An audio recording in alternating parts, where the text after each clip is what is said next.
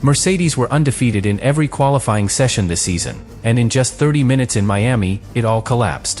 One regulation tweak, one hidden weakness, and one perfect lap from Lando Norris, that's all it took to destroy the most dominant qualifying streak in Formula One.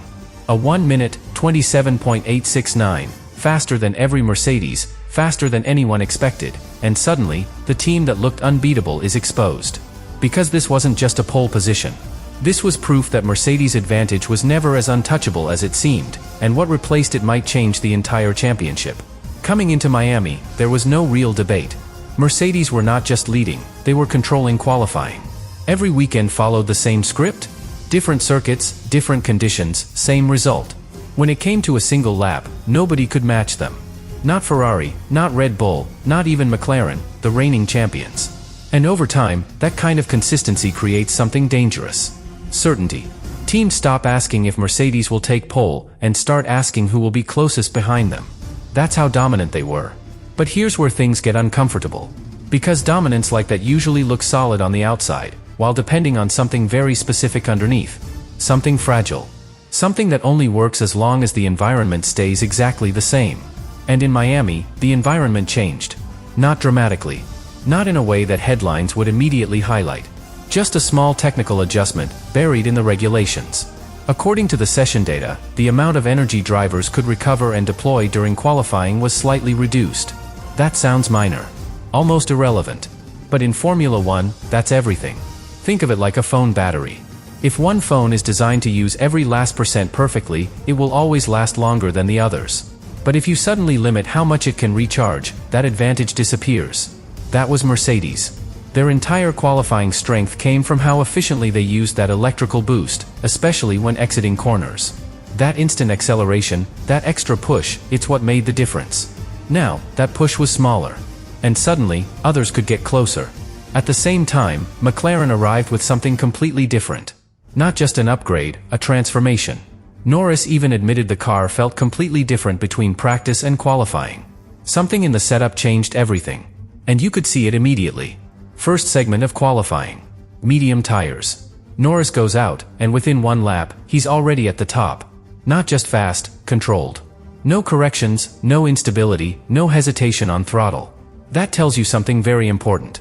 The car is working with him. And when a driver feels that, they push further. Meanwhile, Mercedes looked normal. Still quick, still precise, but missing that extra edge that used to separate them from everyone else. And that's where the first real doubt appeared. Because in Formula One, the gap doesn't disappear all at once. It shrinks. Quietly. Until one moment exposes it completely. But what almost happened next nearly erased Norris from the story entirely. And if that moment had gone differently, Mercedes might still look unbeatable right now. The second segment is where everything almost broke.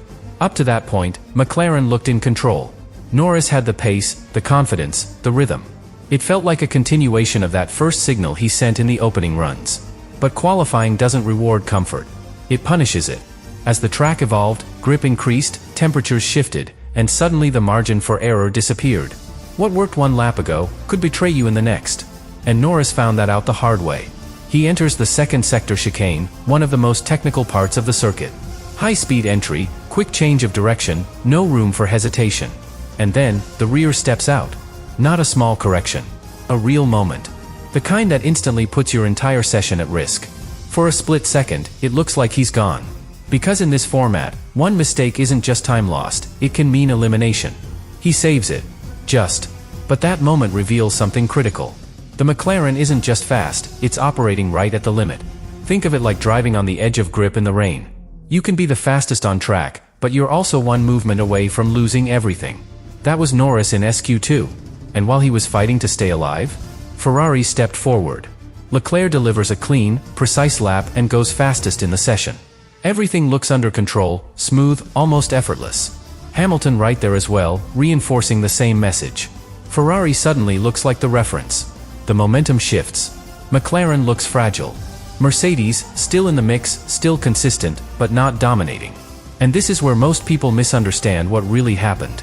They think Norris struggled because he made a mistake. But the mistake is just the surface. The real issue is deeper. The same setup that gave McLaren that incredible speed also made the car extremely sensitive. Especially at the start of the lap, when tire temperatures are not fully in the optimal window. Too cold, and the rear becomes unpredictable. That's exactly what triggered that moment in the chicane. So now the story changes. This isn't just about who is fastest. It's about who can control that narrow window of performance. McLaren had the highest peak, but also the highest risk. And Norris was right in the middle of it. At one point, he drops down the order, sitting dangerously close to elimination. Everything comes down to one final lap just to make it through. One more mistake, and he's out. No pole. No breakthrough. No collapse from Mercedes. Everything ends right there. But he delivers. And that's what makes what happens next so important. Because the same car that almost spun out of control is about to produce the most precise lap of the entire session. And that contrast is the key to understanding everything that followed. Now everything comes down to one moment. The final segment. 8 minutes, one set of tires, one lap that defines the entire session. And after what just happened, the pressure on Norris is completely different. Because now he knows something most drivers try to ignore. The car can betray him. Same setup, same balance, same risk. But here's where the shift happens. Instead of pushing harder, he becomes more precise. The out lap suddenly matters more than the flying lap itself. Tires need to be in the perfect window. Not too cold, not overheated. Exactly right.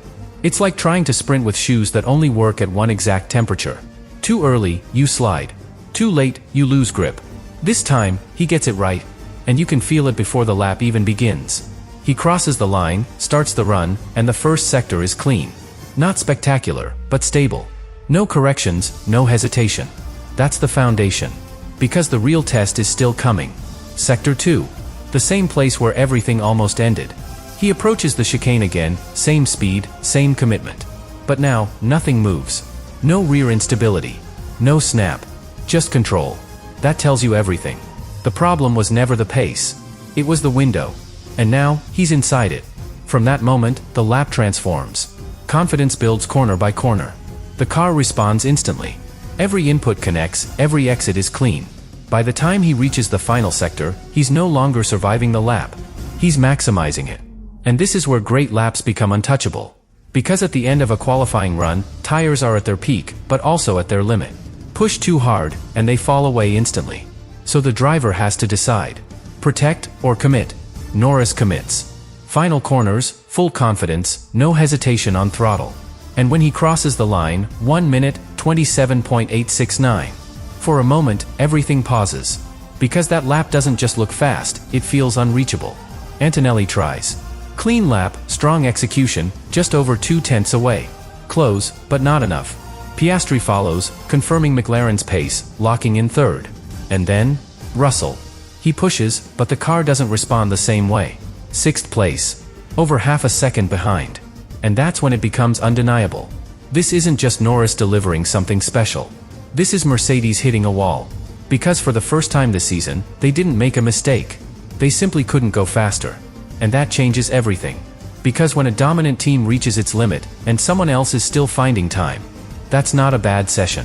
That's a shift in power. But here's the part that makes it even more important. That perfect lap from Norris only exists because of what almost went wrong before. Without that moment in SQ2, without that instability, without that warning, he doesn't adjust. He doesn't find the window. He doesn't deliver that lap. And Mercedes might still be on top. Which means this entire story, this entire shift, this entire collapse, came down to one thing. Understanding the limit, just before it breaks. And now, Mercedes has a much bigger problem. Because they're not chasing a lap anymore. They're chasing an answer. Inside Mercedes, the reaction wasn't loud. There were no dramatic statements, no visible panic. But that silence says more than frustration ever could. Because when a team like Mercedes loses dominance, they don't look at the result first. They look at the data. And the data told them something they didn't want to see. Antonelli's lap was clean. No major errors, no missed apex, no obvious time left on track. Just over 2/10 away from Norris. That's not a driver problem. That's the car reaching its limit. And when your best possible lap is still not enough, you're no longer controlling the situation. You're reacting to it. But it gets worse. Because Russell, in the same car, same conditions, finishes 6th. Over half a second behind.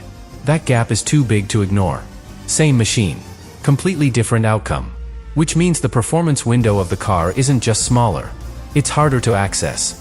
Think of it like a safe with a combination that used to be easy to open.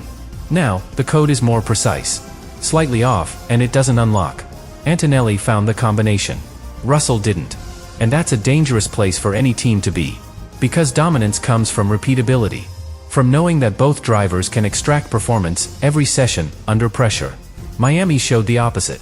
One driver close to the limit. The other, locked out of it. And this is where the real issue becomes impossible to ignore. The regulation change. That small adjustment in energy recovery, from 8 to 7 megajoules, didn't just reduce performance, it reshaped how the entire car behaves in qualifying. Mercedes had designed their advantage around that extra energy. That final burst on corner exit. That instant acceleration that made the difference every single lap. Now, that advantage is smaller. And when your entire concept is built around maximizing something that gets reduced, you don't just lose speed. You lose identity. That's what Miami exposed. For the first time this season, Mercedes didn't look like the reference. They looked like one of several options. And in Formula One, that shift is massive. Because once other teams believe the gap is gone, they start pushing harder. Taking more risks. Trusting their own performance. McLaren already did. Ferrari is right there, just one mistake away from joining the fight at the very front. Even Red Bull, still not fully comfortable, managed to climb back into contention by the end of the session. So now, the grid is no longer chasing Mercedes. They're attacking them. And that creates pressure. Real pressure. Not just on the drivers, but on the engineers, the strategy, the entire structure of the team. Because now they have to answer a question they haven't faced all season.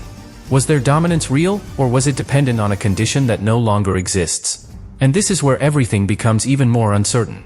Because Mercedes themselves admitted something important. Qualifying was a problem. But the race could be different. And that changes the story one more time. Because if Miami exposed their weakness on one lap, the next phase will reveal if they still have control when it actually matters. Which means the real battle didn't end with Norris crossing the line. It just moved to a completely different level.